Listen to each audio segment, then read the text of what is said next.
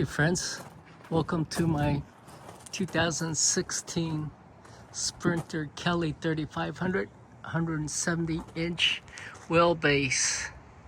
Obviously it's used, so I put 3 windows in. My first time cutting open huge sheet metal on a vehicle, but there, got the sliding window at the very top. That's where inside the queen bed's gonna be. The galley's in there, or the kitchen. Sliding door. Let me open up, show you what it looks like.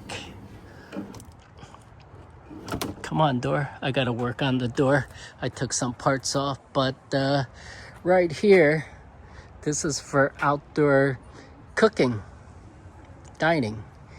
This slot here, open slot, made of 80/20 extruded aluminum. That open slot is for a live edge table made out of mesquite that's gonna stick in there and stick out, so it'll be a cooking service, okay?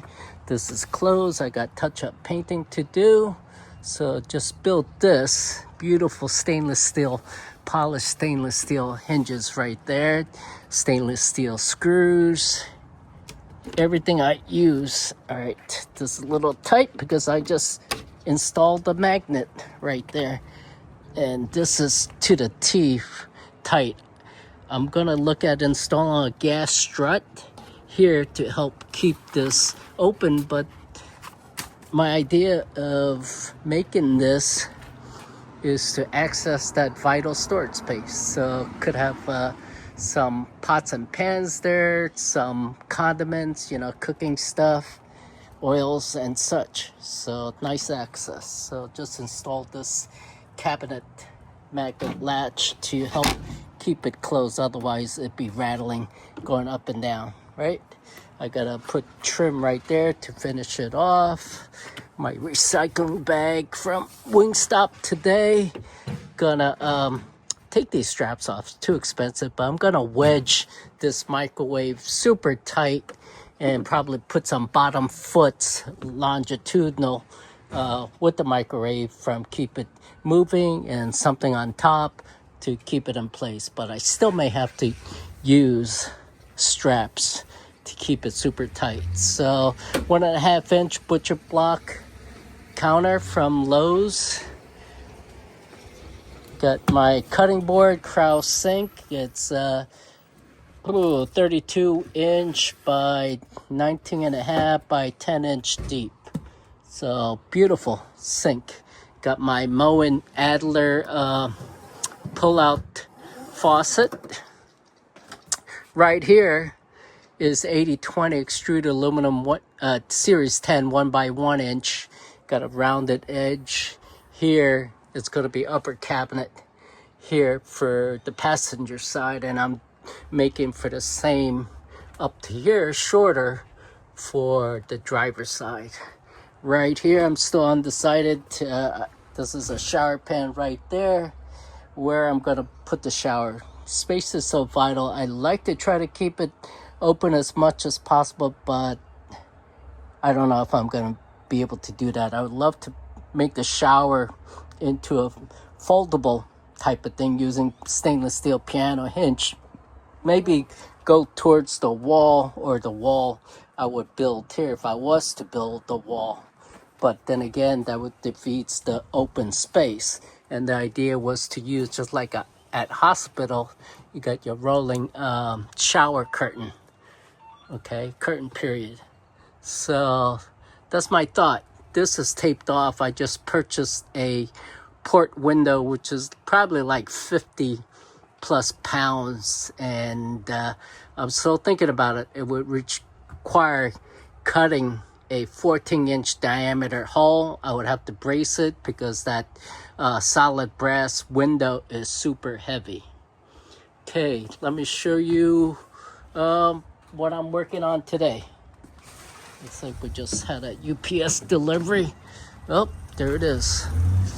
There it is. More of this, and let me show you what that is. So I installed one side. This is linear rail. I got it mounted on 80/20 Series 10 1x1 inch using 2 of them on each side. It already came with holes, so perfect. I got 4 points of mount, so that should be super sturdy. These are roller bearing to mount the queen size bed, so it would go up and down. The idea is there's going to be a frame made of 80/20 Series 15, which is 1 by 1.5 inch by 1.5 inch, basically a square or rectangle, and mounted on 4 posts of these linear rails. Then you would have what's called a linear actuator. Think of like a gas strut or your spy movie where the TV comes up. So that's the idea, what I'm working on building. Hopefully I can make it work. I made it work on my cargo adventure trailer. So the only thing for all this work is to be able to raise it up about 24 inches, okay? Because this is the bottom bed. But also taking these boards off to allow easier access if I need to work on plumbing, electrical on that side. Rather than this limited space, and it's a pretty good size space, all right, to get underneath there. That's probably about 24.5 inches high up. So pretty good space. But 4 of these linear rails on each of the corners with linear actuators, 4 of them on each of the corners, lifting up the bed and bringing it down. And here's a closer look. It's I believe the entire piece is CNC milled aluminum or steel. It could be steel. And here's what the linear rail bearings look like. This is, I believe the acronym's SBR. I don't know what it stands for, but see all those tiny ball bearings? Yeah. So it slides on here at the end of the linear rail rod, and it's highly precise. You got to get it exactly on, and it just slides up and down. Okay, and there's a stopper you could purchase separately, limiting where you want the travel to end. Okay, I merely put that in place for now, so I'll put one at the very top because I don't want it going above that and falling off, and that would be very heavy and a lot to work on. So linear rail is going to be pretty cool. I make this thing work, and it's going to be precise, nearly perfectly square, so that all the linear rail actuator move at one time and go straight up and straight down. You get one that's off a little bit, and it's gonna bind and cause issues and put strain on the linear actuator. So I gotta do this right. Cheers, everybody. God bless.